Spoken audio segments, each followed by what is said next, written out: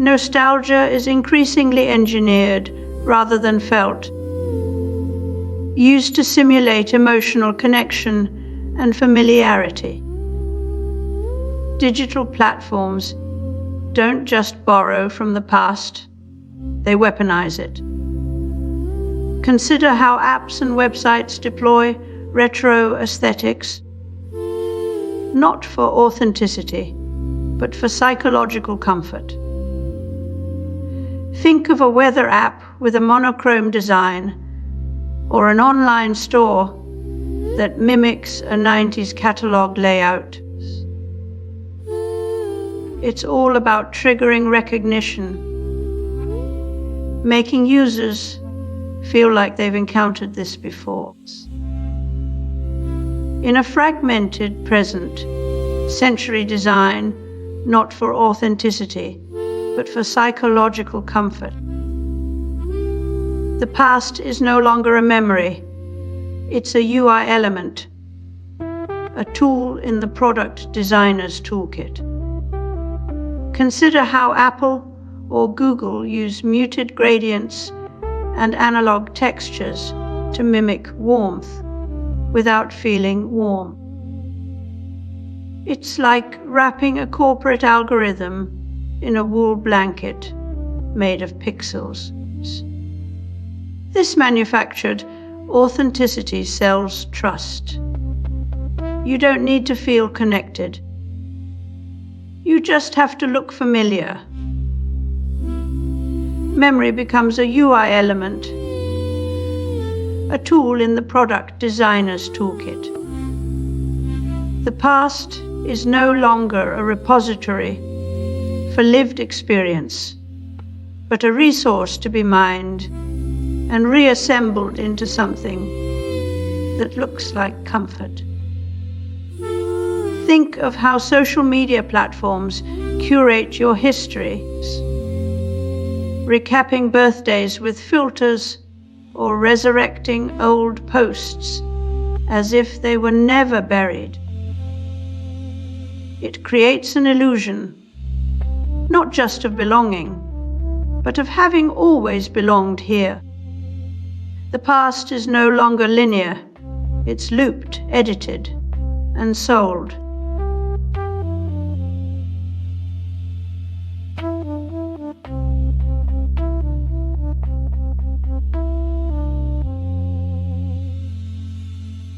Film grain is an organic texture born of chemical processes. Simulating it digitally can approximate its... What if nostalgia isn't just a feeling, but a design language? In 1980, Barthes wrote that photographs have a peculiar power. They show us having been there, not the illusion of presence, but proof of absence. The photograph is never experienced as fake. It's evidence that something once was. It's not about what you see, but what's no longer there.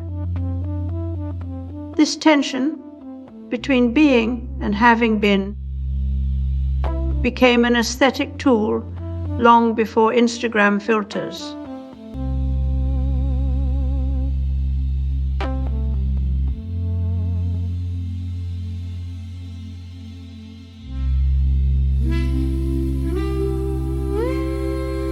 Neil Postman warned in Technopoly that when we outsource our thinking to machines,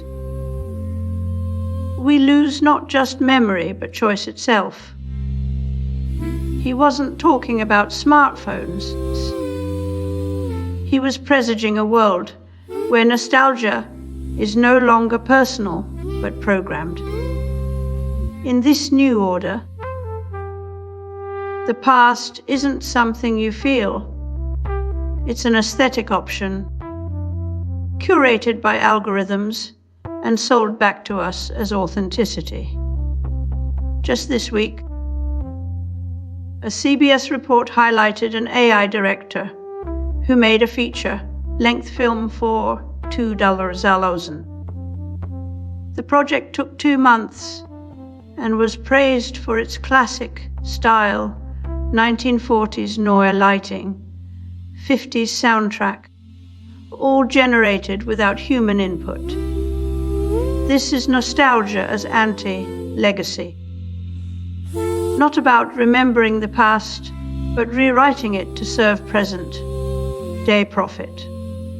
In doing so, we lose history itself. What's left is a curated timelessness that serves only commerce. Baudrillard wrote of the death pangs of the real, and how nostalgia now piles up like a funeral for history itself. We're not just consuming memory, we're manufacturing it, repackaging the past as product.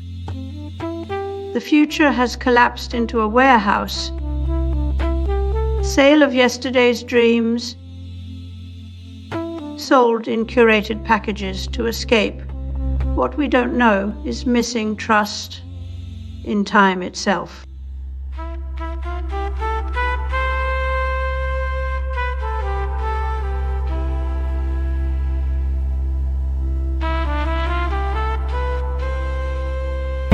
Modern packaging does more than wrap and hold and conceal.